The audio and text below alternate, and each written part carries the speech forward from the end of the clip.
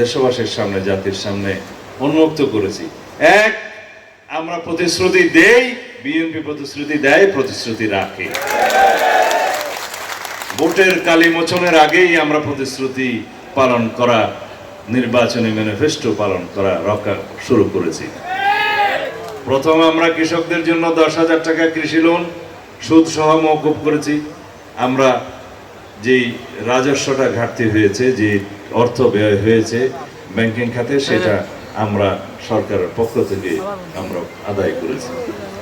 আমাদের নির্বাচনী ম্যানিফেস্টো অনুসারে আমরা বলেছি আমরা ফ্যামিলি কার্ড দেব, যার কাছে দেব তিনি হবেন সেই পরিবারের প্রধান মহিলা। তার ক্ষমতায়ন হবে, মর্যাদা বৃদ্ধি হবে, আর্থিক সচ্ছলতা আসবে, সন্তানদেরকে লেখাপড়া করাতে পারবে, ভবিষ্যতে সেই পরিবার প্রতিষ্ঠিত হবে। এটা আমাদের পরিকল্পনা ছিল, আমরা দিয়েছি, শুরু করেছি। তারপরে আমরা সমাজের ইমাম, মুয়াজ্জিন, খতিব এবং অন্যান্য ধর্মাবলম্বীদের যারা উপাসনালয়ের প্রধান, উপপ্রধান, তাদেরকে আমরা কার্ড দিয়েছি, সম্মানী ভাতা দিচ্ছি এবং মাসিকভাবে তারা সেটা পাবে।